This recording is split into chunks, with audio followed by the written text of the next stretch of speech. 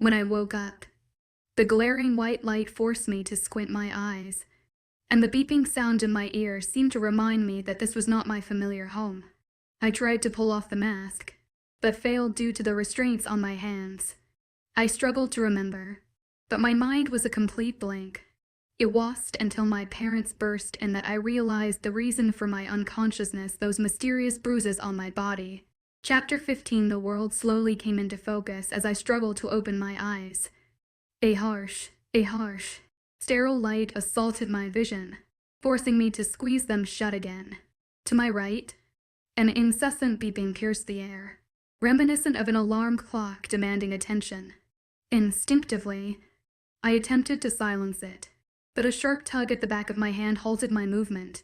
Confusion clouded my mind as I tried to make sense of my surroundings. Taking a deep breath, I became acutely aware of something covering my nose and mouth. Panic began to set in, causing my breathing to quicken and the rhythmic beeping to accelerate in response. My disorientation intensified as I struggled to understand what was happening. "Oh, sweetie, please calm down. You're okay. You're okay." A gentle female voice drifted from my left, attempting to soothe my rising anxiety. Once more, I tried to open my eyes, but the blinding light proved too intense, causing me to shut them tightly. "Oh, I'm sorry, sweetie. Here, let me dim the lights," the same compassionate voice offered. Despite her words, I kept my eyes firmly closed, afraid of the discomfort that awaited me. As my breathing gradually steadied, the presence of the mask on my face remained a constant source of unease. Again, I attempted to remove it, only to be thwarted by the persistent tugging sensation on the back of my hand. My lips moved, trying to form words, but no sound emerged. My mind raced, desperately attempting to remember how to communicate coherently. Finally, a single word scratched its way out of my parched throat off. The demand was barely audible, and I wasn't sure if it had been heard through the mask. "What, honey? You want me to take the mask off?" the nurse inquired, her voice laced with understanding. I felt gentle hands carefully removing the mask from my face. With a soft click, it was gone, and I cautiously opened my eyes. "There you go, honey. I see you're awake now, so we'll go notify your parents." The nurse, a petite woman with short blonde hair and kind blue eyes, spoke softly. However, I couldn't help but notice the pity that filled her gaze, leaving me to wonder about its cause. As the nurse turned and left the room, a dull ache began to throb in my head. The overwhelming scent of antiseptic filled my nostrils, and reality slowly dawned on me. I wasn't at home. The sterile environment and unfamiliar sensations confirmed that I was in a hospital, though the reasons for my presence there remained a mystery. A white room greeted me. White walls, white floor, white ceiling. Who thought of all the white? The beeping again sounded from my right. When I looked over, I saw a heart monitor and a bag full of white liquid. My eyes followed a skinny tube attached to the bottom of the bag, which led to me. The end of the tube was attached to an IV that was in my hand. I'm in a hospital. Confusion clouded my brain. I don't remember getting here. I don't remember what happened to make me have to come to a hospital. I don't remember anything. The door opened, and my parents rushed in. A small sigh left my mouth at the sight of them. However, my brow furrowed in confusion as I saw the tears in their eyes. "Oh, sweetie," my mother cried out as she practically ran to me. She enveloped me into a hug, which was soon suffocating me. I didn't mind.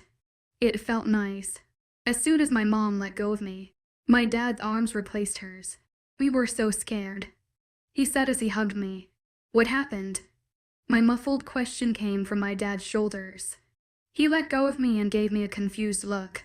He looked at me a moment longer, and then sighed and looked towards my mother. They made eye contact briefly, and then both looked towards me. "You were unconscious," my dad started, "when we found you in the morning. I thought you were just tired and forgot to set your alarm. When I walked over to your bed and started to shake you, you didn't respond. I tried shaking a little harder and calling your name, But you still didn't respond. He stopped there, but I knew there was more to the story. He again looked towards my mom, and she gave him a small nod. He continued, I turned you over so you were on your back, and that's when your shirt rode up on your stomach. There were bruises, and that's when it all came rushing back to me. The bruises, the fire, the pain, seeing black dots, then nothing, cracking my eyes open and seeing blue and red flashes of light. Then just now, the bright light which had been dimmed. Why didn't you tell us? My mom's voice reached my ears. Tell you about what? My hollow voice asked. My mom gave a strangled laugh. Well, I don't know which. The bruises. The doctor said that they had been there for a couple weeks. At least. I didn't faze from my mother's almost hysterical accusation about the bruises. I didn't say anything. Evangeline, what happened? How did you get those? She almost shouted. Yes, how did you get those bruises? A female voice asked. I looked toward the door as, whom I presumed to be my doctor, walked in. Her brown hair matched her brown eyes, which were full of curiosity. When you got here, she continued while walking towards me, you were unconscious. Your parents didn't know why, so I was hoping that you would know why. She stopped by my IV bag and heart monitor. Her name tag said Drive, Jenny Riff. All the attention was on me. My parents, the doctor, and the nurse who slipped in behind the doctor. Everyone was expecting me to answer the question. But the problem was, I couldn't tell them. How would I explain it to them?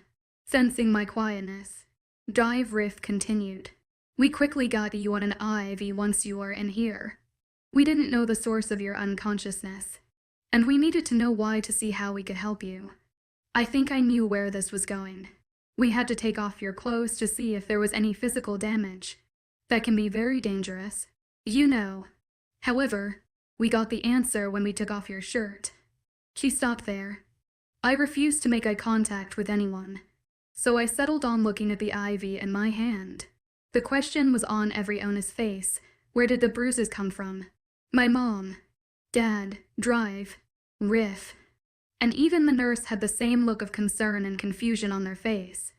After quickly glancing at everyone, I stared at the IV again. I could feel their eyes burning into me. Drive.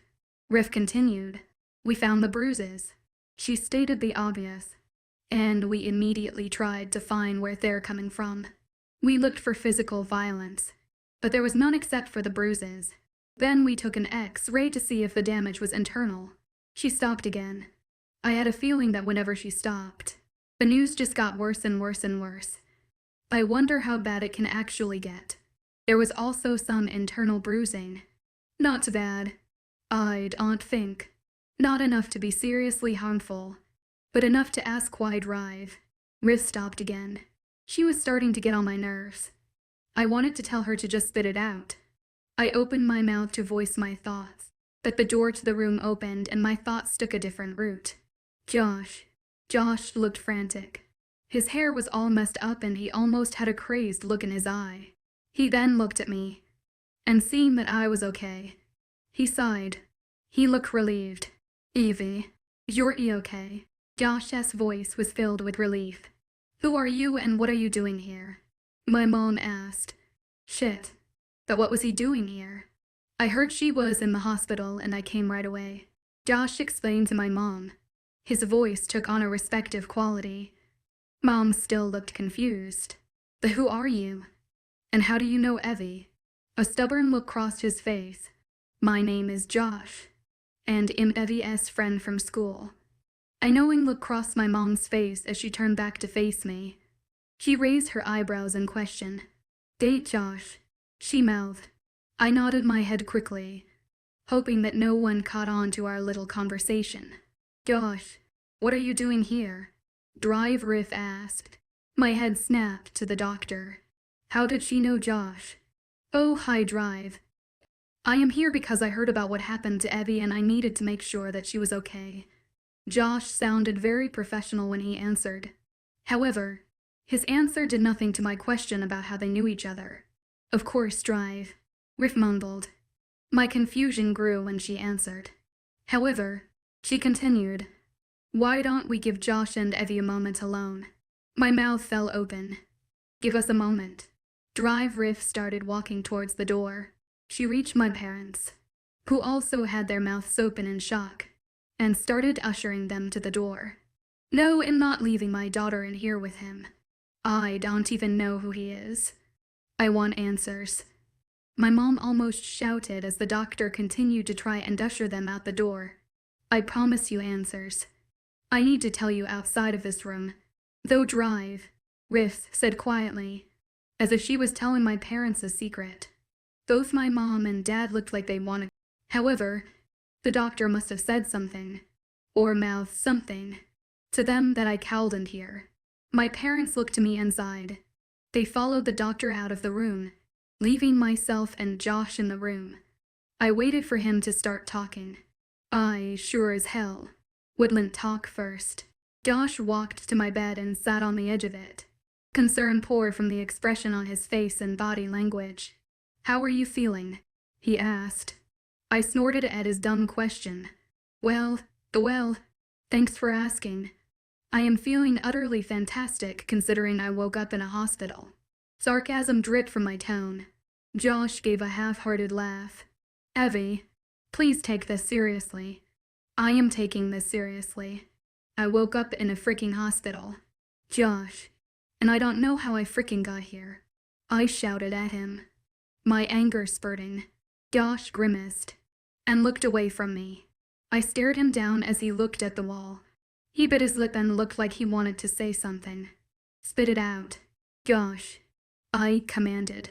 Whatever he needed to say, he needed to say soon. "Evie, I can't just come out and say it. It's not my place to say." He looked like he was in between a rock and a hard place. "If it's not your place to tell me, then whose is it?" I asked, hoping my irritability shone out in my voice. Josh grimaced again. His eyes met mine for a split second, and then looked away. Suddenly, he stood up and started pacing. "Josh, who can tell me?" The command was in my voice. I wanted to know who could tell me, and I wanted to know what they could tell me. "I can't tell you. I'm sorry, Evie." He looked genuinely sorry, but his sorry-ass excuse pushed me over the edge. "If you can't tell me, then why the hell did you start talking?" I shouted at him. I hoped my anger was evident, and I hoped he knew that all of it was directed at. He knew. Josh stopped pacing and froze. He cocked his head and waited a minute. "No." He shouted, looking at the wall. "No what? What did I do?" I shouted, exasperated. Who the hell was he talking to? I'm the only one in the room. Josh's attention suddenly landed on me. His eyes looked into mine as if he was peering into my soul. He suddenly looked excited. I cocked my eyebrow in confusion. "What the hell do you?" I was interrupted by Josh. "It's going to be better, Evie." He rushed to the side of my bed and clasped my hand. "It's going to be so much better. I promise." Chapter 16. Day being in the hospital is a day too long. I was sick of only seeing white. I was sick of having this stupid IV in my hand. And most of all, I was sick of the annoying beeping noise that was my heart. The doctor said that I couldn't leave until I told them what the bruises are, or the bruises disappear. I haven't said a word yet. I'm not planning to. I will wait it out until the bruises disappear. They'll have no claim over me then. And then I will be free. Well, free from the hospital. I mumbled to no one. My parents had promised to unleash the wrath if I didn't tell them where the bruises from. "Hey, Evie," Josh said as he walked in. He had left right after his little better promise. He left me sputtering for answers. But he didn't answer any of my half-sputtered questions. He just left. At least he was smiling. Like a fool. "Hi, Josh," I said. My voice clipped. I was still irritated that he just left. He scratched his head. "Listen, about yesterday, I don't want to hear your excuses. Just tell me the truth." I interrupted him. My voice was accusing. Hopefully very accusing. Josh took a deep breath and came to sit next to me. He ruffled his hair and seemed to be at a loss. However lost he was, I will wait patiently until he starts stalking. I was lying when I said it's going to be better. I'm not lying now when I say it's going to be so much better. Josh took a deep breath and turned to look me in the eye. But I can't tell you. I'm not the one who should tell you. You need to be told by someone who's much more important to you. I opened my mouth to protest that there's almost no one who's more important than him, but he put his finger over my lips, silencing me. I sat back and let him continue. Evie, can you trust me? Please. Josh looked so earnest as he asked me. He looked pleading, like the whole world depended on my trust in Josh. I sighed. Only for a little bit. Josh smiled. And in turn, I smiled back at him. So when are you getting out of here? Josh asked suddenly. The doctor said that I couldn't leave until I told them where the bruises are coming from or the bruises disappear. So I don't know. I responded. Josh became tense suddenly. I guess the bruises were a sore subject for him. Though, how the which, though? Why, I have no idea. It's not like the bruises are on him. So which are you going to do? He asked, still tense. Well, the only one I can do. I'm just going to wait it out until they disappear. It's not like I know where they are coming from. I told him. Josh was still a tiny bit tense.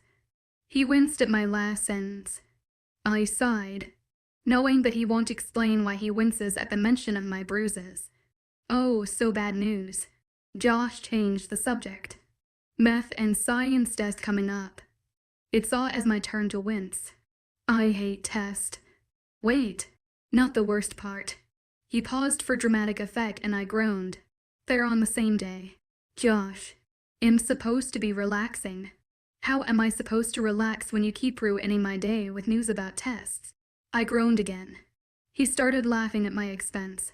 I retaliated by punching him in the arm, which only succeeded in making Josh laugh harder.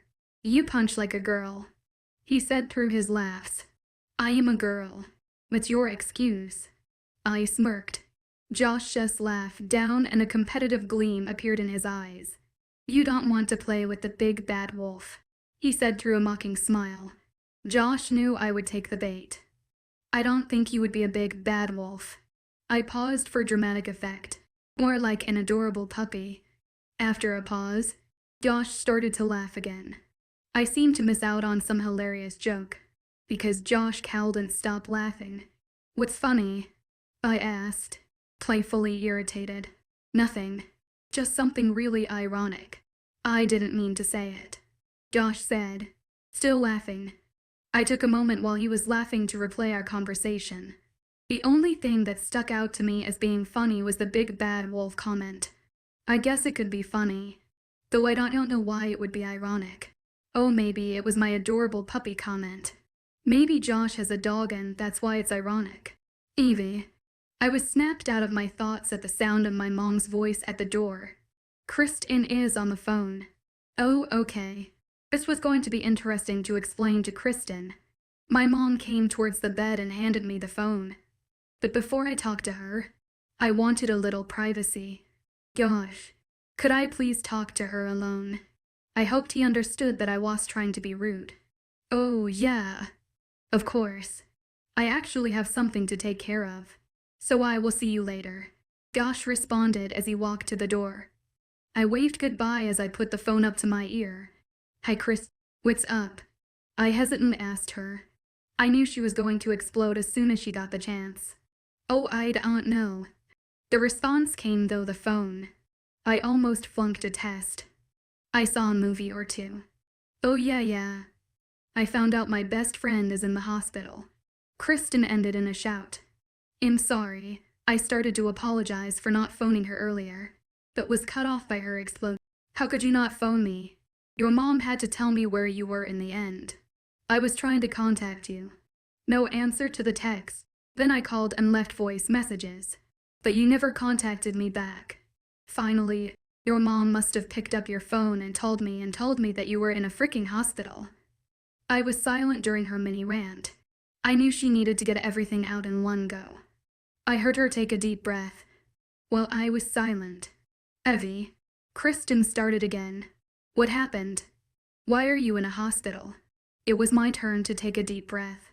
I didn't even know how to start explaining this. I didn't even know if I wanted to explain this to Kristen. I mean, how crazy would it sound? Bruises that just appear after. What feels like fire races through my veins every night. It doesn't make any sense. Hopefully, she could make sense of it. Do you want the long version or the short version? I asked her. Not, came the immediate reply. For the next half hour, I told her how I got to the hospital. From what happened on that first night, to the last night that it happened. I tried to explain the fire as best I could without sounding completely crazy. I explained how the bruises would show up every morning, and just when they seemed like they would disappear, another night of pain would replace the fading bruises with new ones. Kristen didn't say anything during my story. Surprisingly, she kept silent, not interrupting at all. Even when I finished, she kept silent for a minute, like she was letting everything sink in. Wow. Kristen finally said something. Yeah. I responded hesitantly. Kristen didn't give any indication that she believed my story. I heard her take a deep breath. Do you know where they're coming from? Kristen asked. She believed me. A wide smile stretched on my face. You believe me? I stated, hoping she heard the gratitude in my tone. Well, it makes no sense whatsoever that I've never know you to be a liar. She elaborated, but I didn't care. Kristen still believed me. Thank you, Kristen. It feels so much better that two of my best friends. I was interrupted by Kristen's loud exclamation from the phone. What? I'm not the first person who knows about this, she shouted. I grimaced. No, Josh was. I told him on the night of our date that was a date. Evie. And he thought that I was the first. She exclaimed, but I heard a hint of sadness in her tone. Kristen, I'm sorry, but if it's any consolation, Josh forced me into telling him. I quickly tried to explain. He wouldn't bring me home after our date unless I told him. So I told him. Doesn't count. You could have got home by yourself. Kristen retorted. I had to chuckle at that. Yeah, I guess. I sighed. I heard a muffled shouting on Kristen's end of the phone. Probably her mom shouting at her to do something. I'm on the phone. I hear Kristen shout back. Then there is more muffled shouting. But Mom, I'm on the phone with Evie. I don't care about going out to eat. Kristen shouted back. Then there was some more muffled shouting. Fine. Maybe I will starve. Kristen retorted to her mom. I laugh at that. Then Kristen lets out an obnoxiously loud groan. I'm sorry. Kristen starts. My mom won't let me starve. I start laughing again. Our blatant want to starve in order to talk. She better not. I say through my laughs. Oh, so you're taking her. No, I'm not talking to you, Mom. Kristen shouts and I keep on laughing. Evie, I have to go. I'm sorry. Get well. Love you. Kristen shouts. This time to me. Love you too. I respond. The dial tone clicks, telling me Kristen left, probably to go argue with her mom. I close the call and place the phone on the small table next to the bed. The room settles into silence, with the only sounds being my breathing and my heart monitor. I close my eyes and enjoy the silence as best I can. With my eyes still closed, I hear the door click open. Oh, she's asleep, a woman says, presumably the nurse. The door clicks shut. I smirk, loving how easy it is to trick people into thinking you're sleeping. My eyes start to feel heavy and I realize that soon I won't have to trick people into thinking I'm asleep. I'll just be asleep. I feel someone rocking me softly, and I open my eyes. My dad looks down at me. We get to leave and go home. He whispers as he lifts my arm over his shoulder to help me get up. I slowly move my legs so they are dangling off the bed, barely touching the floor. I use my dad to help me stand up. As soon as I'm standing, I wish I was. A headache immediately comes on as I continue to stand. I spot my clothes on the end of the bed. Can I get dressed? I whisper, hoping he gets the hint. Oh yeah, of course. It'll just be outside the door. He whispers back. I take my arm off his shoulder, and making sure I have balance. I walk 2 steps to get to my clothes. My dad walks behind me and leaves. I reach behind me and pull the strings to the hospital gown. It becomes loose and I take it off while reaching for the sweatpants. I pull on the sweatpants and reach for the sweatshirt. I slowly pull the sweatshirt over my head, as to not make my headache worse. I slip on the moccasins that are sitting on the floor. I take small steps to the door. I open it cautiously to not frighten anyone on the other side. Just like he said, my dad was waiting for me right there. All right, sweetie, let's go home, he says softly as he loops an arm around my waist to help me walk. In my drowsy state, I know I need the help. I gratefully let him hold the majority of my weight as we slowly walk to the entrance of hospital, where I assume my mom is waiting with the car. We reach the front of the hospital, where Riff was lounging by the front desk. As soon as we were in her sights, she started walking toward us. Evie, can I please talk to you? She asked me, though she was looking at my dad. Riff, Evie and myself are very tired and we would like to go home, my dad said respectfully, but the stiffness in his voice didn't go unnoticed. Please, I just need to tell her something that's going to be very important, she pleaded to my dad. Riff gave me a look that asked me to help her persuade my dad. I looked away. Whatever you say to my daughter, you can to me.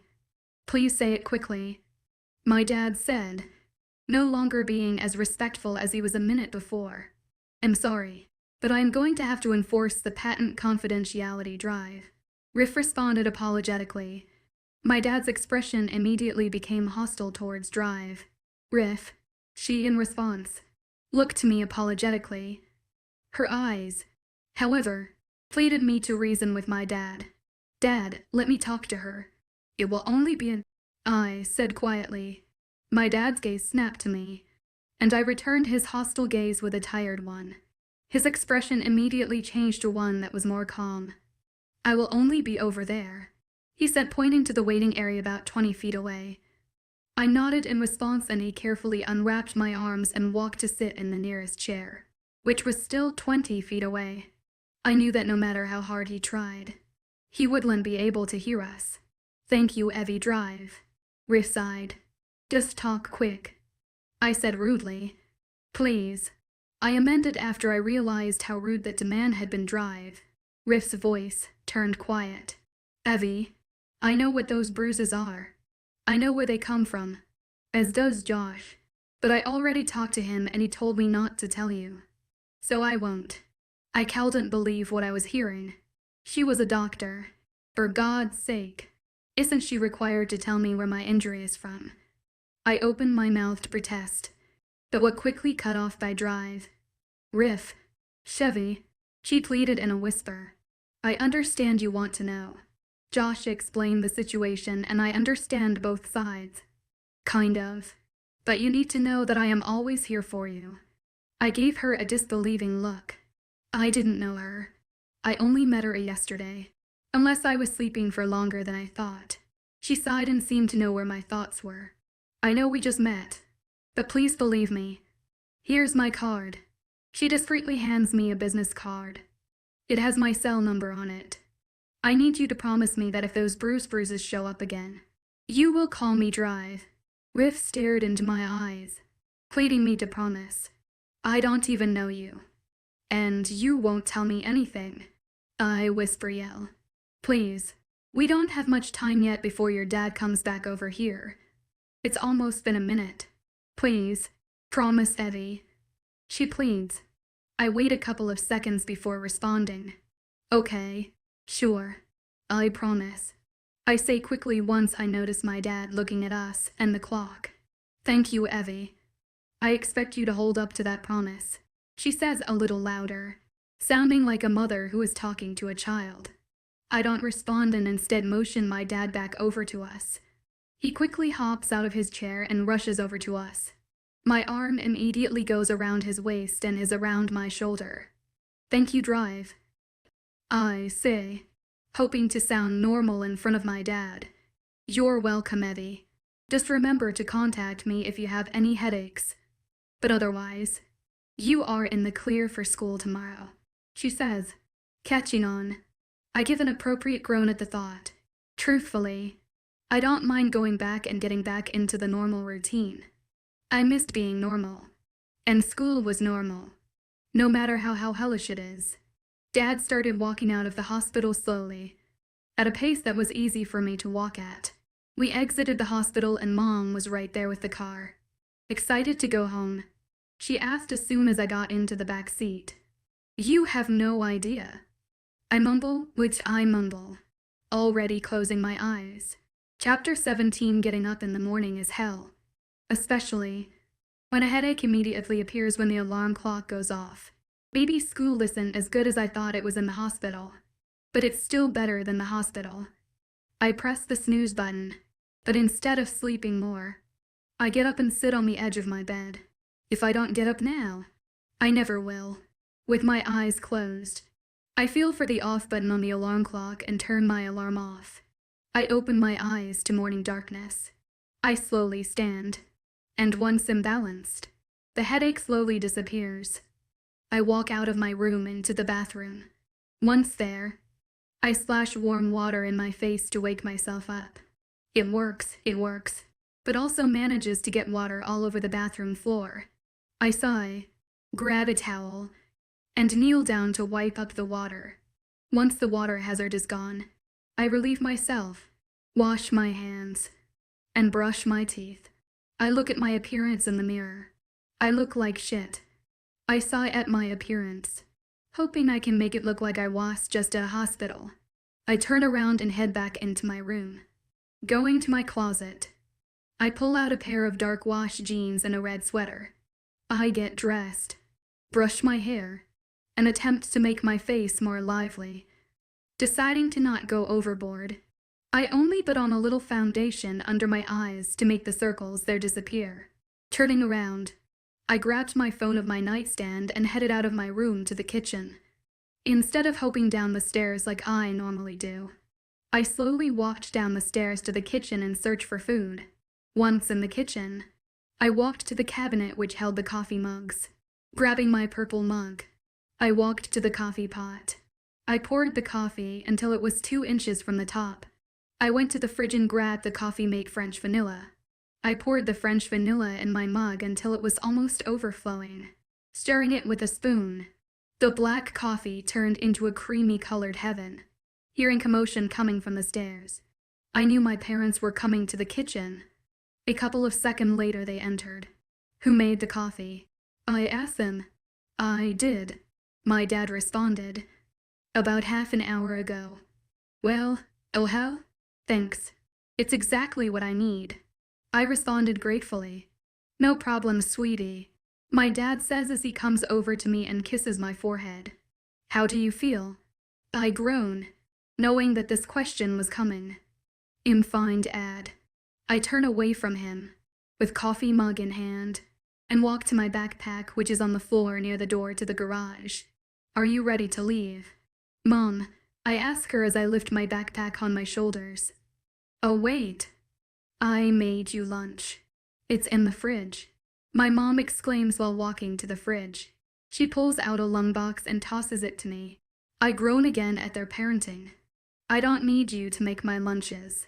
Still, I slide my backpack off and put the lunchbox in it before lifting it up on my shoulders again. My mom rushes past me with the car keys. I follow after her and we both get into the car. She starts the car and we head to my school. "If you don't feel well, even if it's a tiny headache, you call me or your father and one of us will immediately come and—" "Okay," she said, concern lacing her voice. "It'll be okay, Mom. Promise." I respond with a sigh. "Evangeline, promise me," she demanded. I sigh again. "Fine. I promise." She smiles while I huff in annoyance. Silence settles over us as we drive the rest of the way to school. Less than a few minutes later, we pull up. She stops the car in the front and I open the door to leave. I get out quickly to avoid any more talking. I shut the door and turn around to give a quick wave. She waves back and I head into school. Relief floods me as I walk in. This feels so normal and I feel so much better being here. My energetic steps echo through the hallway, along with all the other students, as I head for history class. As I walk, I glance around to see if I can find Josh. I see my classroom coming up and I slow down a bit for a last chance to find Josh. No such luck. Hopefully HGS here today. I give up my search and, hoping to see him in class. I finish my walk to class. I walk into history class and stop in my tracks. Ashton is already sitting at our table, scribbling madly on a piece of notebook paper. He is never there before me. I look around the room trying to find a teacher, assuming Ashton is forced to be here for detention or something. But there's no one else in the room. It was normal for me to be the first one in this room with a little time to spare before everyone came to class. Ashton's head snaps up in my direction. I quickly duck my head so I don't have to look at him. My steps aren't as energetic as they were when I entered the building. I slowly make my way over to our table. I can still feel his eyes on me. His eyes are still on me as I reach my side of the table and put down my backpack on the floor. I sit back up and place my mug in front of me, too nervous to take a sip of my coffee. Out of the corner of my eye, I see him focusing again on whatever he was writing. I relax a little in my chair and take a sip of my coffee. Silence settles over us, but the only noise coming from the noisy students in the hallway. I reach down to open my backpack and take the stuff I need for this class. I feel my sweater inch up on my side. I quickly try to pull it down. The bruises still haven't completely disappeared, but before I do, I hear a low, threatening growl coming from my left. I immediately freeze. That didn't even sound human. Still in the same position, leaning down to open my backpack, I glance over to Ashton. His body is tense, shaking almost, like HES about to snap. His knuckles are white from holding his pencil so hard. I look back to his face. His eyes are shut tight and I can hear breathing is ragged. His jaw is clenched tight. The pencil snaps and I jump at the sharp noise. Ashton's hand slowly opens and drops the now broken pencil on the table. I gape at the broken mechanical pencil. Who's that strong to break a mechanical pencil? I glance warily back at Ashton, who seems to have calmed down a tiny bit. He takes a deep breath and mumbles something under his breath. Ashton's eyes open and they meet my wide ones. Concern is etched across his face and his eyes are full of worry. My brain is scrambling as to why he would be concerned and worried. Am the only one here? I realize, suddenly, that I am still reaching for my stuff in my backpack and my side is still on display. I quickly yank my sweater down so the bruises disappear underneath my sweater. Ashton's eyes harden at my movement, but he doesn't do anything other than look at me again after glancing down to my side. The door to the classroom opens and a few students walk in. I glance at the clock and am shocked to see that class starts in only a few minutes. The door opens again and more people come in. These students come directly over to Ashton and his table. I quickly straighten back up into a normal sitting position. "Hey man, where were you this morning?" A guy asks Ashton. I block out their conversation because, frankly, I don't give a crap about him or his friends. Instead, I accidentally make eye contact with one of the girls. I look at her brown eyes, small nose, kink lips and long brown hair. And surprisingly, I recognize her. She was one of the girls who, on my first day, shoved me in the hall. I frown at her. "What are you looking at?" She snaps at me, interrupting the guy's conversation. Her eyes turn hostile as she stares me down. I quickly stop making eye contact and look down at the table. I jump at the sudden growl coming from Ashton's mouth. I turn my head and see him glaring at the brunette. The brunette lowers her gaze when Ashton looks at her. "Sorry." She forces the apology out of her mouth. She looks at me again quickly. with the same hostile gaze she already gave me, and turns around to walk to her table with a flip of her hair. The first bell rings and Mr. Hall and come into the classroom. He looks flushed like he just ran a marathon, and the papers in his hand are folded and crumpled up in a not very neat pile. Sorry for being late. Class, please talk to your partners about how your projects are going while I get the lesson in order, he says as he reaches his desk. The project? Shit. They must be due this week. I glance over at Ashton and I see him wince. I open my mouth to tell him how the project's going, because of course he can't help at all. But I am cut off by Mr. Holland. Evie, could I please talk to you? Mr. Holland calls to me. I quickly nod, grateful that I don't have to talk to Ashton. I quickly stand up and head to his desk. Yes, I say. Evie, I know you were sick for a few days. During the days you were gone, we took notes and I need you to get those notes. Ashton should have them. So did A. Please get them from him. Mr. Holland says. I groan internally. Okay. Is there anything else? Just make sure you and Ashton are finishing your project. He responds quickly. Okay. I say as I turn around and head back to our table. Just my luck. Just my luck. I have to ask him about notes. He probably doesn't even have them. He doesn't seem like someone who would pay attention in class. I reach our table and sigh. Mr. Holland says that we took notes while I was sick. He told me to copy them down from your notes. Of course. Ashton responds. He reaches down into his backpack and pulls out a notebook and hands it to me. Thanks. I mumble. I get out my own notebook, making sure my sweater doesn't reveal my side again, and turn to a blank page. I find that Ashton has not terrible handwriting as I start copying his notes. So, how are you? I hear Ashton ask me in a quiet voice. I immediately stop writing. Why would he care if I was okay? Nothing's wrong with me. I reply sharply, hoping he will drop it. I don't want to tell him anything because he won't care, so why waste my breath? I start copying his notes again. I know you were sick. Evie, I just want to know if you are okay. He responds, his voice a little harder. I can tell HE's irritated, but so am I. There's nothing wrong with me. I repeat through clenched teeth. I start writing harder. Like hell. I know you were at the hospital. He tells me, his voice still hard. My lid snaps under the pressure I am putting on it. How does he know? Leave me alone. I command, still with clenched teeth. Just for good measure, I slide his notebook back to him even though I'm not done copying the notes. Ashton grabs my side. The exact side with the bruises. Pain shoots through me at his contact. I hiss in pain through clenched teeth. Don't touch me. I hiss as I try to wrench my side out of his grip. Ashton seems to realize that he hurt me and he lets go. Oh God. Evie, I'm sorry. He sighs, not finishing his apology.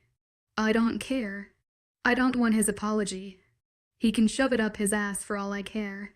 After a couple of minutes of silence, where it seems both Ashton and I are calming down, Ashton silently moves his notebook towards me so I can finish copying his notes. He doesn't say anything when I grab it and start writing in my notebook again. The rest of the block goes by in silence. The bell dings and I put away my notebook. I stand up and grab my backpack and sling it over one shoulder. I take a step, but am stopped when I feel small tingles coming from my wrist. They were kind of like mini electrical sparks that, instead of electrocuting me, they felt rather nice. I turn back and see Ashton's hand holding my wrist. I scowl. Evie, hear me out for a second. Ashton pauses and waits for me to respond, and I nod a second later. I'm sorry for hurting you. I didn't mean to. I want to meet up and talk about our project. The anger that disappeared during class starts rising up again. Well, it's kind of too late for that. Now I need to go. I say roughly. I tug my wrist so he gets the message to let me go. The tingles are still present, which he doesn't. Instead, Ashton sighs and runs his other hand through his hair. Just. He sighs. I know you were in the hospital and I wanted to say sorry. Ashton says while grimacing. I look around and see his friends gaping at us. And then it hit me. This was all a trick. Ashton's friends must have put him up to this. I scowl at him. Who put you up to this? Was it one of your friends? I don't want to play your stupid games. Just let go of my wrist. I have a class to get to. I try to get my wrist out of his grip, but instead I feel his grip tightening a bit. I look up to see him staring at me with a confused expression. Something crosses his eyes, and his expression hardens. No one put me up to this, Evie. I just wanted to apologize, he says with clipped voice. I'm pretty sure he is holding himself back from getting too angry with me. Well, I wish he would get angry and do something. I am so sick of him and his stupid friends. I don't want your stupid apology. I sit out, getting beyond sick of this game. I tug on my wrist end, with what seems like a lot of force on Ashton's part. He lets go of my wrist. I huff and turn around. I walk to the door and leave the classroom, feeling a certain someone's eyes following my every move until I am out of eyesight. Chapter 18. I walk straight to math class, hoping to see Josh there. I really missed him and am excited to be with him in a normal environment, and hopefully, he was going off on that everything's going to be better spiel. I step through the door and my eyes immediately find Josh sitting in his seat. As soon as we make eye contact, a huge smile spreads over his face. I can't help smiling back as I walk over to my seat. Evie, you're here, Josh exclaims when I set down next to my seat and sit down. No, it's magic, I respond sarcastically, just in time for the math test, he says, while trying not to laugh at my expense. My smile turns into horror as I turn to the board and see that it says math test today. What? Not fair. I wasn't even here, I say loudly.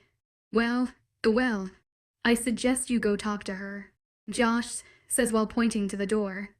A second later, Mrs. Flemington walks into the room. I quickly jump out of my seat and walk towards her desk. She reaches her desk a few seconds before me. She puts her laptop and folders down on her desk and looks up at me. Welcome back, Evie. How are you? Mrs. Flemington asks me nicely. I'm good, but I was wondering about the math test today. I say hesitantly. Oh yes, you missed a few days. Well, you will have to catch up in order to take the test. She gives me a knowing smile, knowing that I don't want to take the test. Instead of taking the test, how about you grab your math book and work on the problems we did during the days of your absence? Mrs. Flemington suggests. Yes, I think that would be a good idea. I respond sheepishly. Okay, she says enthusiastically. Get the problems that you missed from someone around you and am going to ask you to go into the hall so we don't have any cheaters. Of course. Thank you, I say. I turn around and see that Josh is smirking at me. I poke my tongue out as I reach my desk. She said I didn't have to do it, I say smugly. His smirk drops and instead turns into a playfully angry expression. That's not fair. Well, I was in a hospital, I remind him child lie. Well, I had to come and visit you in the hospital, he retorts. Oh well, I'm so sorry for your loss, I say sarcastically. Can I have the problems you guys did in class and for homework while I was gone? For what? He asks, but I can see that he understands a second later when a smug smile spreads across his face. You have to do all the problems we missed, don't you? All right now. Yeah, so I don't have to take a test today, I retort just as smugly. I have him there as his smile drops. Whatever. I'm going to ace this test, Josh says.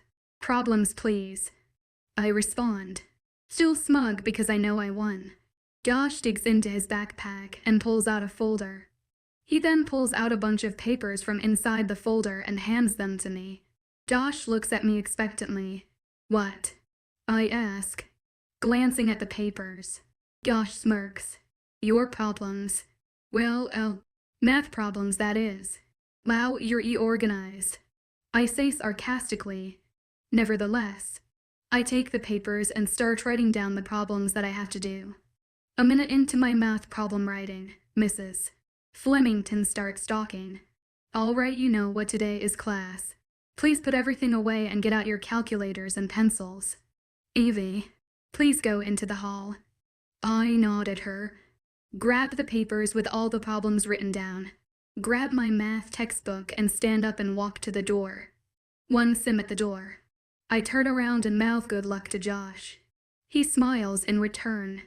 I exit the classroom and drop my stuff onto the floor a few feet away. I sit next to my stuff and grab a random piece of paper with math problems on it. Opening my math book to the correct page, I start the long process of catching up on the work. Evie, I jump suddenly at Mrs.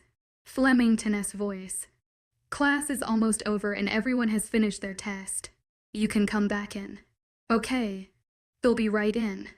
I respond as my heart calms down from the jump scare Mrs. Flemington smiles in return and walks back into the classroom. I pile up the problems I've finished and the problems I still need to do. I grab my math book and papers, stand up, and head back into the room. When I enter the room, I immediately spot Josh looking at me smugly. I cock my eyebrow in confusion as I walk to my desk. Aced it, he says smugly as I sit down. I scoff at him. I'm pretty sure she lied to you. No, Josh responded hotly. I know I aced that test. Keep telling yourself that. I snicker. Stop being such a bully, Evie. Josh whines.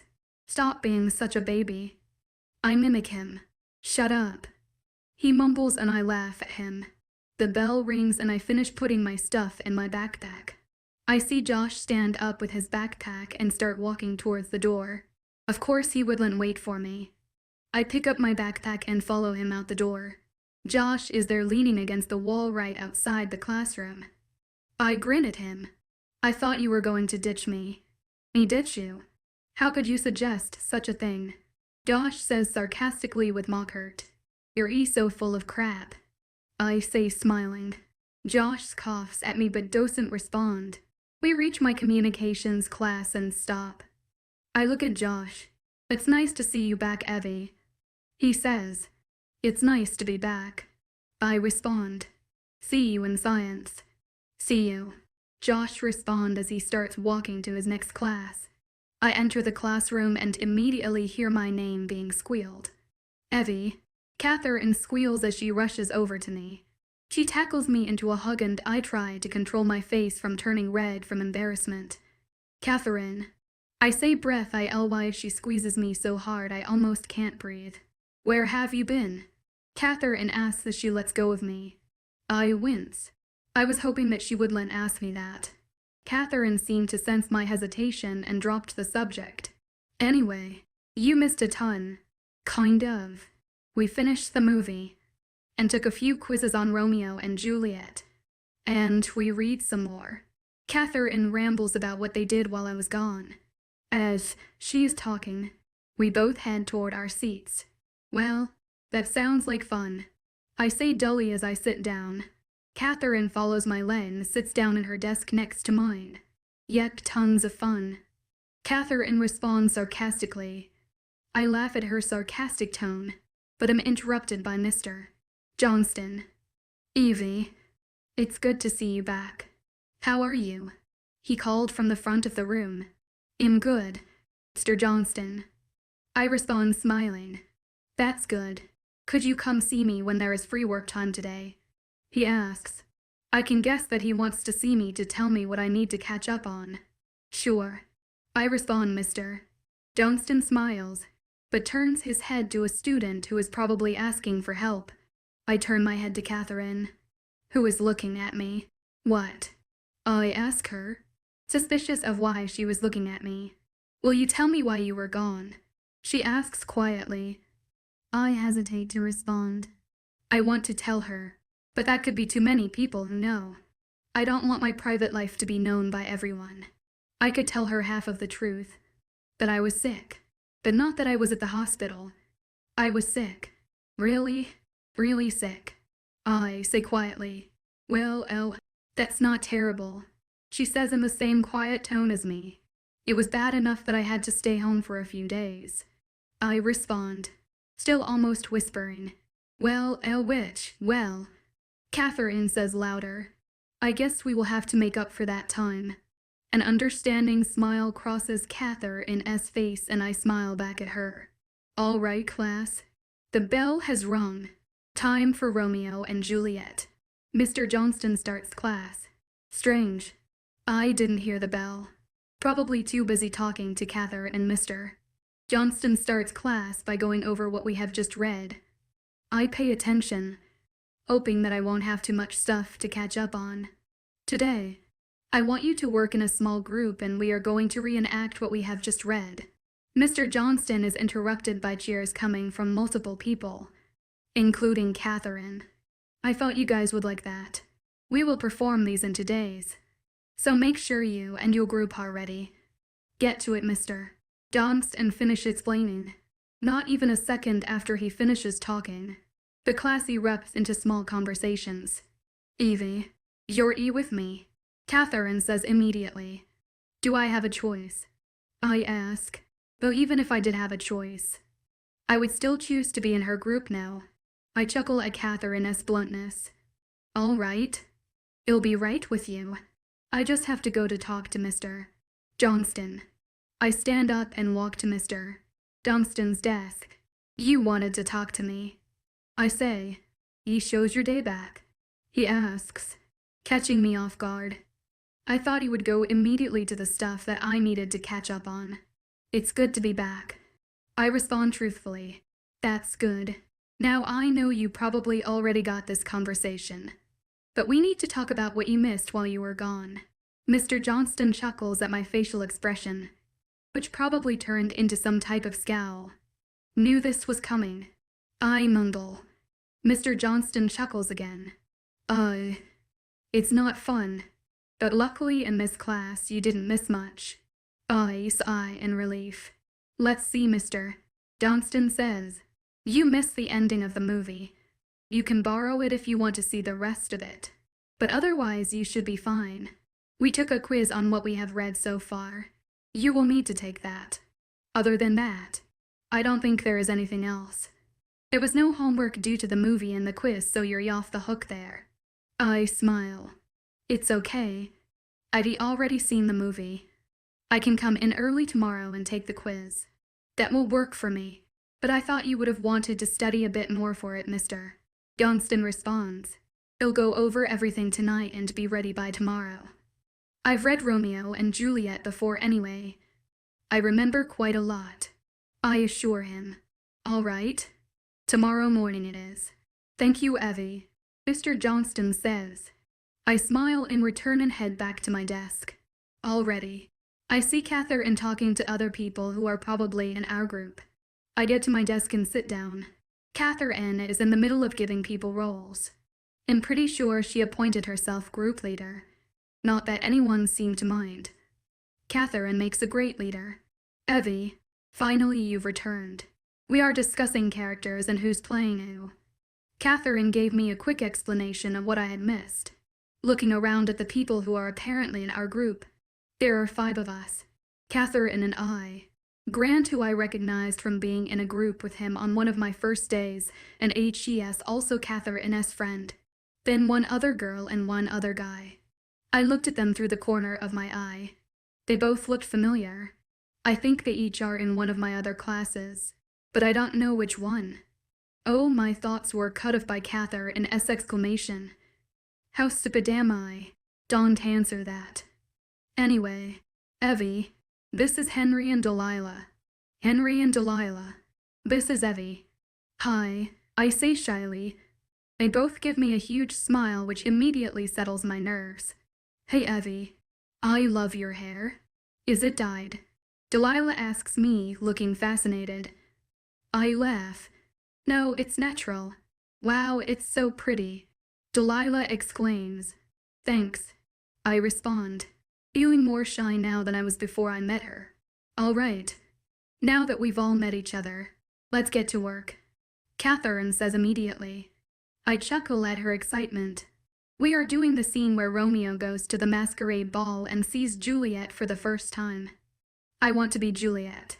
Delilah quickly calls a roll. Okay.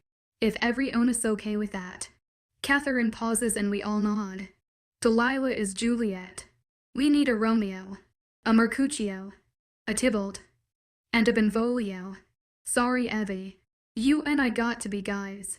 That's fine. I don't mind playing a guy. I say to Catherine. All right. Start calling out roles, people.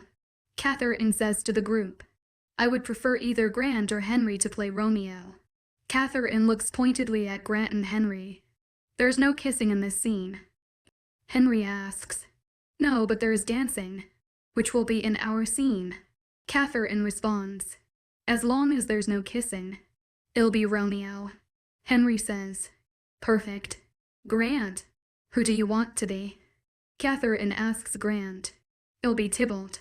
HS a fun character. Grant says. Okay. Grant is Tybalt. Evie, your choice. Catherine asks me while writing down who's playing who. I think about it for a moment before responding. It'll be Benvolio. If you didn't want to be him. I tell Catherine. I wouldn't mind being Mercutio if Catherine wanted to be Benvolio. No, it's fine. It'll be Mercutio. Catherine says as she finishes writing down the characters. Now let's write the script. The rest of the block passes quickly as we write our script. Per Catherine's demand. We can only use lines from the play. All too soon. The signaling lunch. I put my stuff in my backpack and get out my lunchbox. I follow Catherine out of the classroom and we start walking to the cafeteria. What were you sick with? Catherine suddenly asks me after a couple minutes of silence. I hesitate, not wanting to create a big lie that I can't remember. It was some version of the flu. I think. Oh, that sucks. Catherine says bluntly. I laugh at her bluntness. Yeah, it definitely sucked. We reach the lunchroom and I immediately spot Catherine's group. I smile when they wave us over. We walk over and sit down next to each other. Evie, you've returned. Taylor exclaims. I laugh at her excitement. Yes, Ivy returned from the dead. I joke. Laughter erupts at the table at my lame joke. I think they're just laughing to make me feel better. But it's okay. It feels pretty nice. Lunch continues at a very brisk pace and all too soon. It's over. The bell rings, telling us to get out of the lunchroom and go to our next class. Catherine and I leave together. See you in gym, Catherine says as we walk down the hall. I groan. Thanks for reminding me. Catherine laughs. No problem. She waves as she goes into her classroom. I keep on walking to French. Hopefully I don't have much to catch up on. Luckily, French is easy for me, so catch-up work shouldn't be hard for me. I reach the classroom and walk in, scanning the room to find Madame Cooper. I find her at the back of the classroom. As I walk towards her, I pause at my desk to drop my backpack next to it. I reach Madame Cooper in the back. Bonjour, Madame Cooper. I say. She turns around and looks surprised. Bonjour, it's nice to see you back. It's nice to be back. I respond. But I was wondering about what I need to catch up on. Oh yes. Please follow me to my desk.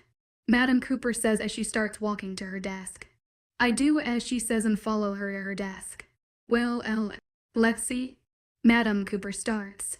We did a few in-class activities, but I know you're pretty proficient at French, so I'm not too worried about those. However, have a few worksheets as homework which I would like you to do. As she's saying this, she hands me 3 green worksheets. All right. Is that all? I ask her as I look at the sheets. Oui, merci. Madame Cooper says. Merci. I respond. I turn around and head to my desk. I reach my desk and sit down and immediately start working on the worksheets. Hopefully I can finish these before class ends today. Hey, Evie. My concentration is interrupted by a girl's voice. I turn to see who it is, and am surprised to see Delilah sitting next to me. Oh, hey Delilah. I didn't know you were in this class. I respond as I turn back to my work. Yeah, I didn't know you were in this class either. Until I saw your hair, she says almost sheepishly. I laugh. Yeah, it's pretty noticeable. Delilah also laughs. What are you working on? Just the stuff I missed. I respond with a bored tone.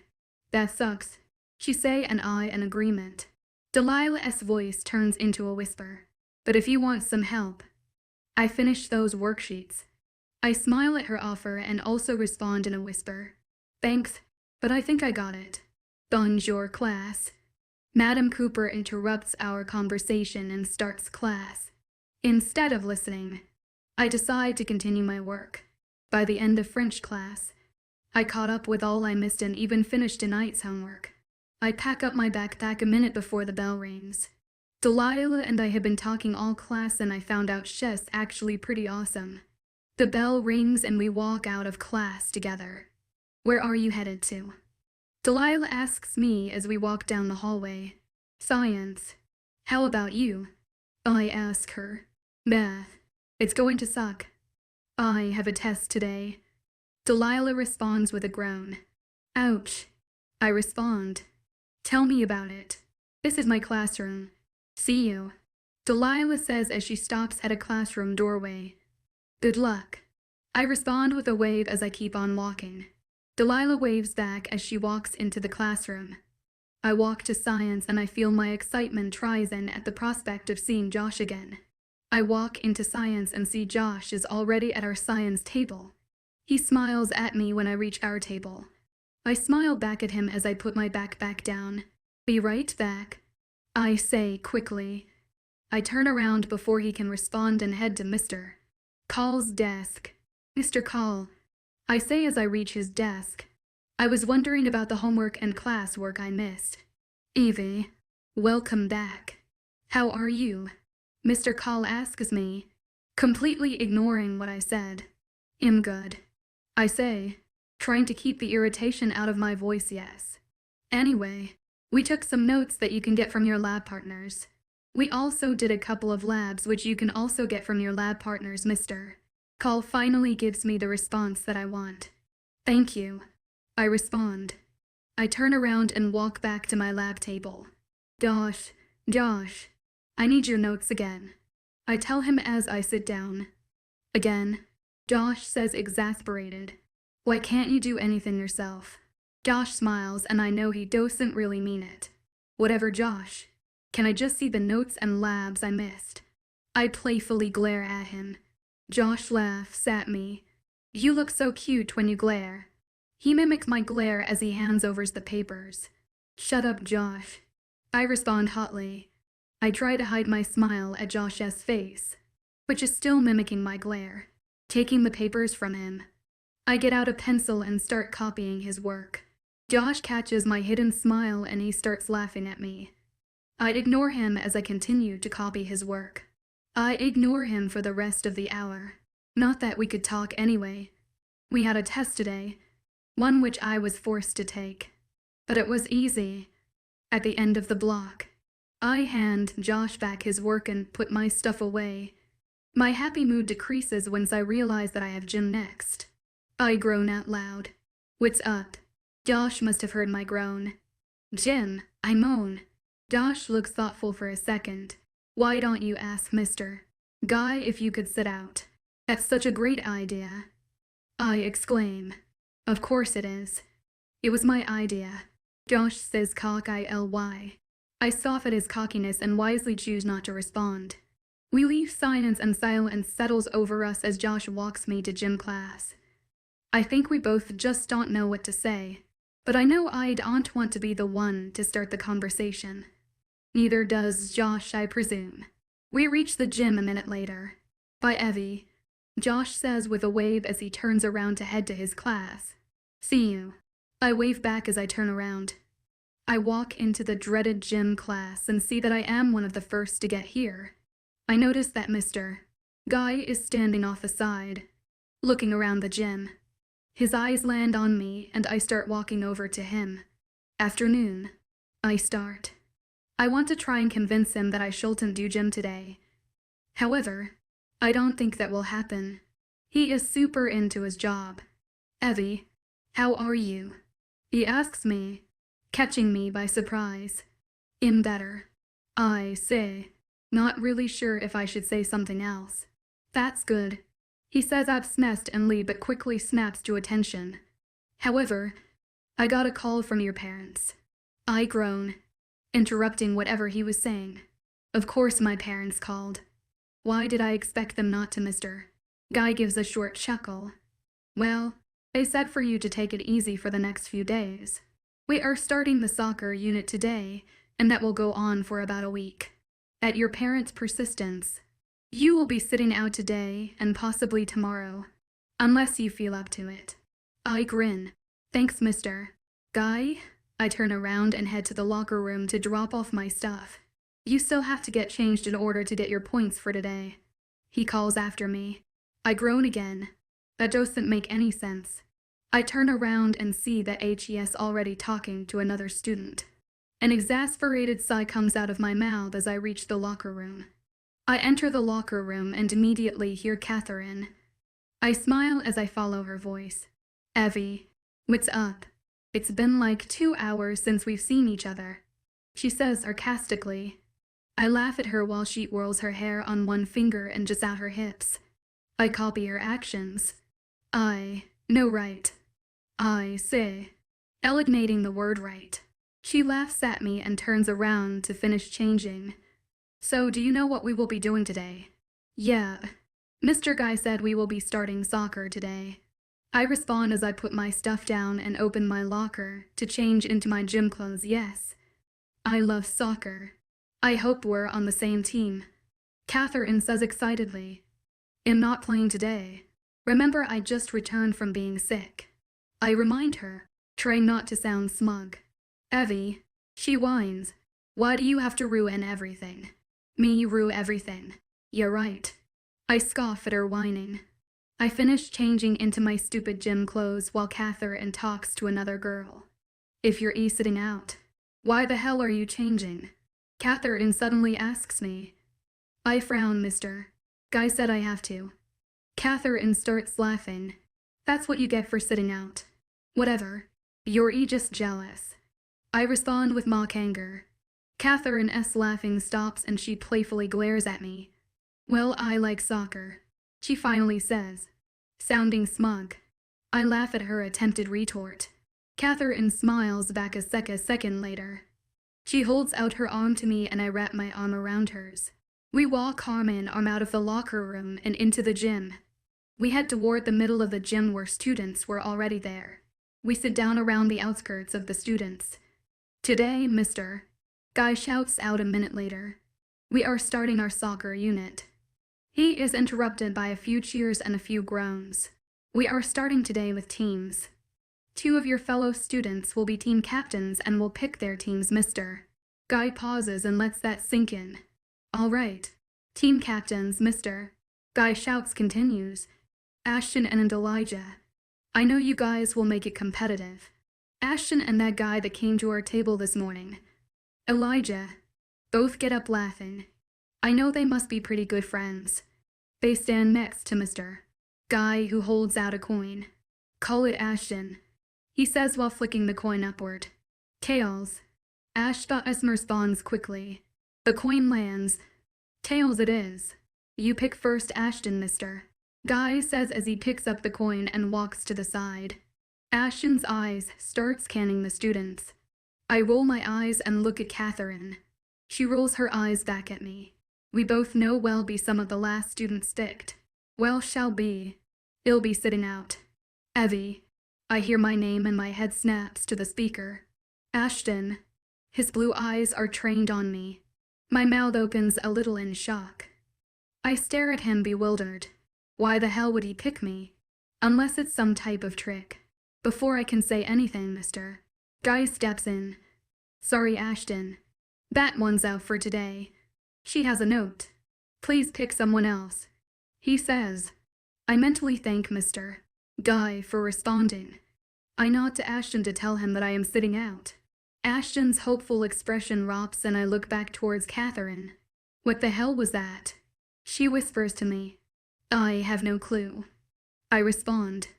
Out of the corner of my eye, I see a guy get up and join Ashton's side. Then the competition starts. Elijah immediately chooses someone, a girl, and smirks at Ashton. Ashton and retaliates by choosing another person, another girl, to join his team. They go back and forth until just a few people are left, including Catherine. "I'll watch you from the sidelines," I whisper to her as I start getting up. Catherine responds by giving me daggers. I shrug, knowing she's jealous that I get to sit out. I stand up, ignoring all the people who are watching me, and walk to the side of the gym near the locker rooms. I hear Catherine's name being called and I watch as she walks over to Ashton's team. She gives me more daggers as she stands around the other people in her team. I know she's not happy to be on his team. I respond with another shrug. The last person is called. He goes to Elijah's team, and Mr. Guy goes out in between the two teams. All right. I want a fair game. No cheating. No roughhousing. You know the rules. Game starts at the whistle blow. Mr. Guy places the soccer ball in the middle of the gym between the two teams. He then walks away from the teams and comes towards me. I see the two teams each huddle up to probably decide who's playing what position or something like that. I watch as a student, one from each team, goes to be the goalie. Both teams spread out on their respective sides. Ashton and Elijah both go stand in the middle, each about 2 feet from the soccer ball. I look on Ashton's side and spot Catherine. She waves at me and gives me a thumbs up. Determination suddenly covers her face as she looks back towards Ashton and Elijah. I follow her lead and also look at them. My gaze is caught in Ashton's gaze. His blue eyes stare into my green ones. He looks almost saddened by my sitting out. I look away and instead focus on the floor. Why the hell would he care that I'm sitting out, Mr. Guy's whistle shrill S out and I jump at the noise. The game begins. That was so much fun. Catherine gushes in the locker room. Her face is flushed from all the running and watched her do. Yeah, so much fun, I say sarcastically, while she was having the time of her life playing soccer. I had to sit on the sidelines watching. It was the most boring part of the day. Well, that's what you get for sitting out. Catherine playfully reprimands me. I lightly shove her shoulder as my response because I can't think of a verbal one. We finish changing and grab our stuff right as the bell rings. Catherine and I head out of the changing rooms and start heading towards the buses. Why don't you take the bus? Catherine asks me as we walk outside. I don't know. I guess I never found the right bus to take and it's more convenient. I respond thoughtfully. I never wondered why I didn't take the bus. It was just easier, I guess. All right. Well, see you, Catherine says. But Catherine, I respond as I turn around and head back into the school. I walk through the school to the front of the school. The buses are all the way in the back, so it takes a couple minutes. I reach the front and then immediately spot my mom's car. I head out of the school and go to her car. Opening the door, I get in and my mom takes off. How do you feel, sweetie? She asks immediately. I groan, knowing that this question was going to pop up. I'm fine, Mom. Evie, you just got out of the hospital. We need to make sure you're still not sick or anything. She reprimands me. I don't grace her response with my own response and we settle into silence. When we reach the house, I get out quickly and, using the excuse of homework, go straight to my room. Please don't bother me, I shout downright before I close my door. I go straight to my radio and turn it on. Music always helps me do homework, but at this point, there's a commercial on. I groan and curse the radio station in my head. I plop my backpack on my bed and follow right after. I get out everything I need to do tonight for tomorrow. I start the long process of catching up on schoolwork.